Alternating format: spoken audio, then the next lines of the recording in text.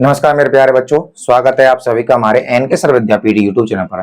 तो बच्चों आइए आज हम पढ़ते हैं क्लास 10th में इलेक्ट्रॉनिक विन्यास को आप किस प्रकार से हल करोगे या सीख सकते हैं, उसकी बेसिक जानकारियां और उसके जो छोटे छोटे पॉइंट होते हैं उनको आज हम आपको बताने वाले हैं। दोस्तों जो भी बच्चे क्लास 10th के लिए हैं, जो एग्जाम में आप पेपर देने वाले हो इस साल, उसके लिए ये वीडियो अति महत्वपूर्ण है दोस्तों। तो चलिए स्टार्ट करते हैं हमारी वीडियो को।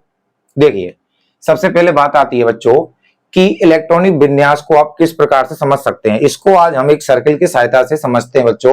देखिए जैसे कि ये हमारा क्या होता है बच्चों, नाभिक होता है, हम कह सकते हैं कोई भी इलेक्ट्रॉन है उसका नाभिक है। तो इसके अंदर बच्चों आपके न्यूट्रॉन प्रोटॉन होते हैं। क्या होते हैं बच्चों? न्यूट्रॉन और प्रोटॉन रहते हैं। इस कक्षक को दोस्तों हम बोलते हैं, कोष भी बोल सकते हैं और कक्षक बोल सकते हैं बच्चों। क्या बोल सकते हैं हम? कोष और कक्षक। कक्षक के लिए इसको एस से प्रदर्शित करते हैं और कोष के लिए दोस्तों हम इसे फर्स्ट कोष कहते हैं, तो उसको के से करते हैं दोस्तों। तो ये फर्स्ट कोष हो जाता है बच्चों हमारा इधर। अब आता है इसके बाद सेकंड कोष बच्चों, ये इसका होता है एल। ओके, इसको बोलते हैं सेकंड यानी कि 2, और इसमें दो कक्षक होते हैं बच्चों एस पी। ओके, इसी प्रकार से बच्चों अगला कोष है हमारा थर्ड नंबर का एम। ओके बच्चों, ये थर्ड नंबर का होता है और इसमें हो जाते हैं 3 कक्षक एस पी डी बच्चों। ओके, इसी प्रकार एक और कोष होगा दोस्तों,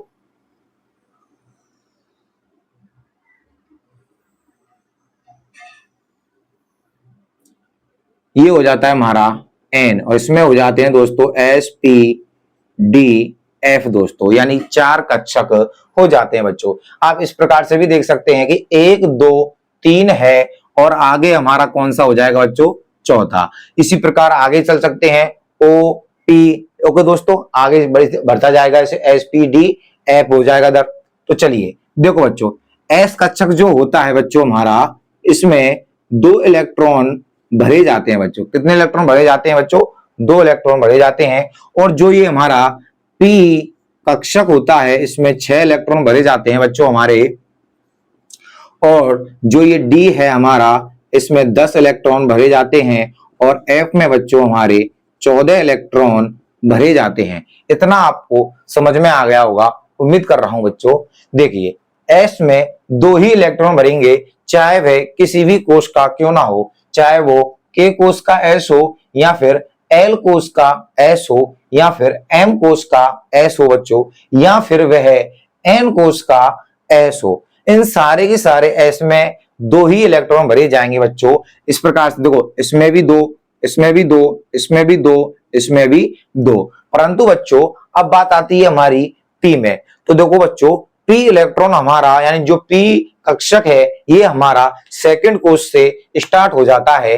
कहां से बच्चों? सेकंड में। देखो सेकंड यानी कि एल कोष में ही स्टार्ट है, किसमें? पी। फिर एम में हो जाता है पी, और फिर एन में भी क्या हो जाता है हमारा? पी। तो बच्चों हम कह सकते हैं कि इसमें सेकंड कोष से स्टार्ट होगा पी, इसमें 6 भर देंगे हम, इसमें भी 6 भरेंगे और इसमें भी 6 भर देंगे। जब ये पूर्ण हो जाते हैं बच्चों एस और पी कक्षक, तब हमारा आता है अगला कक्षक, वो होता है हमारा डी कक्षक। और देखिए बच्चों, जो डी कक्षक है ये हमारा 3 नंबर का जो कोष होता है, यानी कि बच्चों एम कोष। तो देखिए बच्चों, ये क्या है? हमारा एम कोष है, ठीक है ना। तो इस एम में डी कक्षक भर जाता है, यानी कि इसमें 1 कक्षक होते हैं, इसमें 2 होते हैं, इसमें 3 होते हैं और इसमें 4 होते हैं। ओके चलो अब देखिए, जैसे कि दोस्तों हमारे 1 से 20 तक के इलेक्ट्रॉनिक विन्यास हम किस प्रकार से निकालते हैं। जैसे कि मान लीजिए बच्चों कि हमारा परमाणु क्रमांक 20 नंबर पर आता है बच्चों कैल्शियम। ओके, क्या आता है बच्चों? कैल्शियम आ जाता है हमारा। इधर देखिए। ओके, अब देखिए इसका इलेक्ट्रॉनिक विन्यास हम किस प्रकार से निकालेंगे। एक बात ध्यान रखना बच्चों, जो इसका परमाणु क्रमांक होता है बच्चों, परमाणु क्रमांक, ये क्या है हमारा बच्चों? 20 का परमाणु क्रमांक है। तो इसमें इतने ही इलेक्ट्रॉन होते हैं बच्चों। कितने इलेक्ट्रॉन है इसमें? 20 इलेक्ट्रॉन है। जितना परमाणु का परमाणु क्रमांक है बच्चों, उसका उतना ही इसमें क्या है? इलेक्ट्रॉनिक होते हैं, यानी इलेक्ट्रॉन होते हैं।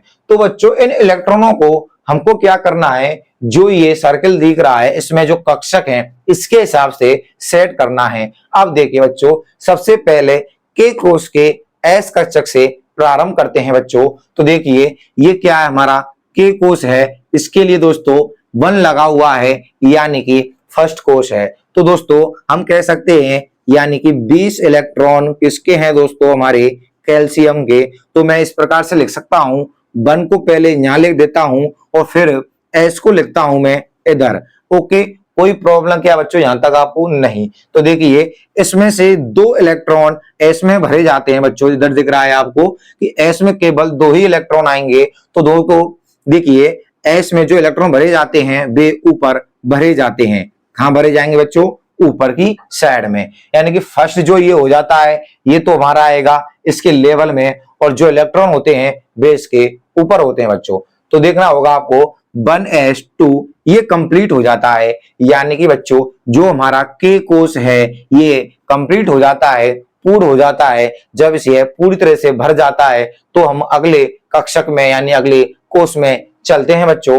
अगला कोष है बच्चों हमारा एल, और इसमें कक्षक है बच्चों हमारे 2, एस और पी। तो देखिए बच्चों इसमें भी हम सबसे पहले एस में भरेंगे, परंतु उससे पहले हमको क्या करना है बच्चों, ये सेकंड नंबर का कोष है बच्चों हमारा एल का।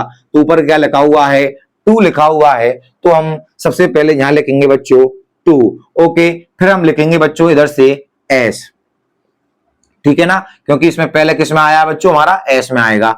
तो इधर हमने लिख दिया 2s। अब कितने इलेक्ट्रॉन आते हैं बच्चों हमारे, तो एस में बच्चों हमारे 2 ही इलेक्ट्रॉन आते हैं। तो सबसे पहले हम इधर भी 2 लिख देंगे बच्चों, ठीक है। अब हमारे पास बच्चों 16 इलेक्ट्रॉन बचे हुए हैं, क्योंकि 20 इलेक्ट्रॉनों में से हमने कितने इलेक्ट्रॉन यूज में ले लिए बच्चों, 4 में ले लिए। अब देखिए इसमें p इलेक्ट्रॉन है और p में बच्चों हमारे 6 इलेक्ट्रॉन आ सकते हैं अधिकतम से अधिकतम। ओके, तो इसके बाद देखिए बच्चों अब हमको p दर्शाना है कि हमने p कौन से कक्षक का या कौन से कोष का लिखा है यहाँ पर। तो देखो बच्चों ये हमारा 2 का है, तो हम सबसे पहले लिखेंगे यहाँ पर 2 बच्चों, और 2p6 लिख देंगे, क्योंकि इसमें अधिकतम इलेक्ट्रॉन आते हैं और हमारे पास अभी भी 16 इलेक्ट्रॉन बचे हुए थे।